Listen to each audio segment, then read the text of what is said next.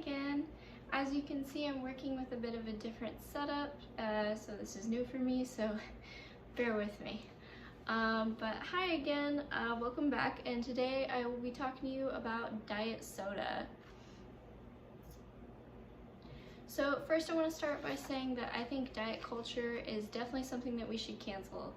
I think it's incredibly harmful to most people, especially women. And today we will be discussing who mostly consumes diet soda, as well as what exactly is diet soda, what is it made up of, and why is it bad for you, as well as what are some alternatives. So how it's affected me. So I've struggled with my weight for many years now. I'm actually much skinnier than I should be. So for years I've been doing different things to try and gain weight, but it's especially hard when diet trends and diet sodas and healthier foods are being pushed on you, especially with icons like, let's say, Taylor Swift. Typically when someone has a platform and they have money and they have that audience, it's really easily pushed on you, as well as other younger minds. It's also affected my family. My dad for many years has also struggled with his weight. He is typically overweight, so it's really sad to see. So he switched to diet soda because he's trying to lose weight. And by switching to diet soda, he thinks it's automatically healthier for him because people tell you it's healthier for you when that's not necessarily the case. But rather than doing your own research, people typically tend to automatically believe things rather than, looking into it. So for example, what is a movie that you watched when you were a kid that you were really into? For me, it was Clueless, and I've always loved Cher, and she's always been my favorite character. So when I was a kid, you tend to idolize people like that. You tend to want to follow in their footsteps, monkey see, monkey do. So when you see someone like Cher walking around in a particular outfit or doing a particular thing or drinking Diet Coke, it tends to make you want to do it more. It's marketing. So who consumes diet soda the most? Well, according to the CDC, people with a higher income typically consume diet soda, as well as white women. So typically, white upper class women are the ones who are mostly following these diet trends, and that's typically, we see that because they have more money, they have a bit more influence, they have more access to these things. Typically, people of a lower income shop at places where perceived unhealthy foods are more readily available to them. So if you see diet soda in your market, you are more likely to buy it, especially if it's being advertised as the healthier alternative.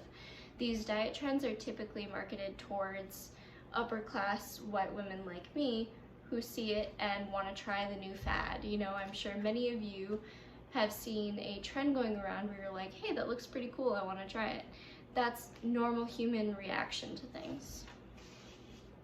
So what exactly is diet soda? What is the difference between regular soda and diet soda?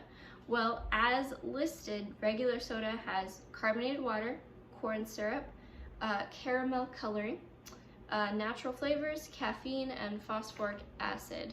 What is the difference between that and diet soda? I'm gonna read it off here. So diet soda is carbonated water, sweeteners, caffeine flavoring, phosphoric acid, citric acid, and caramel coloring. These sweeteners, these are what are important to remember. The sweeteners are aspartame and acesulfame K. But the aspartame is what's more important in this conversation.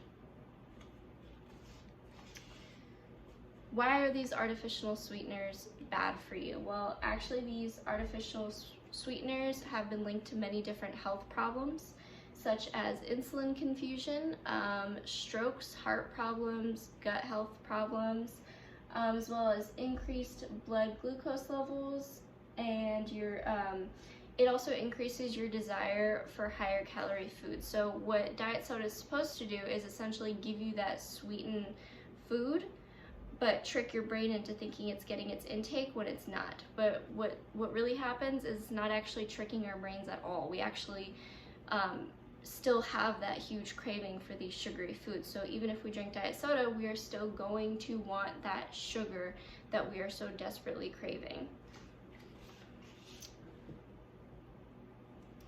So what are some alternatives? What can we do to try and stay away from these sodas? Personally, for me, I am a huge fan of lemonade. I love pink lemonade, it's my favorite. You can also look at tea, coconut water, sparkling water. There are some soda alternatives. My dad's favorite brand is actually called Bubbly. I've had it, it's delicious. You can also enjoy some kombucha, I believe that's how you say it. And yeah, as well as other juices and fruit smoothies, as well as fruit infused water. It's delicious, I've had it. So what should you take away from what I'm saying? I'm definitely not saying that if diet soda is your favorite, that you should completely get rid of it. It is okay to still enjoy those things. My main point that you should be taking away from this is things are not always what they seem. Just because somebody is telling you that something is healthier or one way or the other doesn't necessarily mean that you should believe it.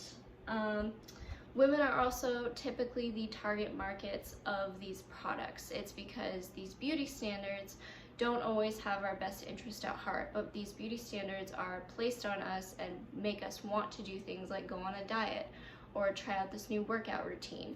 It's these beauty standards that are taking advantage of us so that way they can make more money and, you know, gain more traction.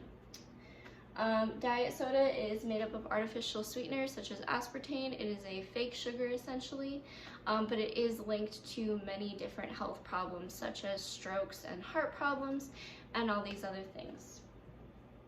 So conclusion and my citations. In conclusion, all I have to say is don't listen to diet trends. They do not always have your best interest at heart. As well as my citations. Oops. Here, just so you can see it a little bit better. There we go. Most of my information I did get from the CDC, but as well as Coca-Cola, the actual Coca-Cola website, UCLA Health, and Healthy and Delicious Soda Substitutes. It's by healthandwellness.com. So thank you again for listening, and I will see you guys next time. Bye!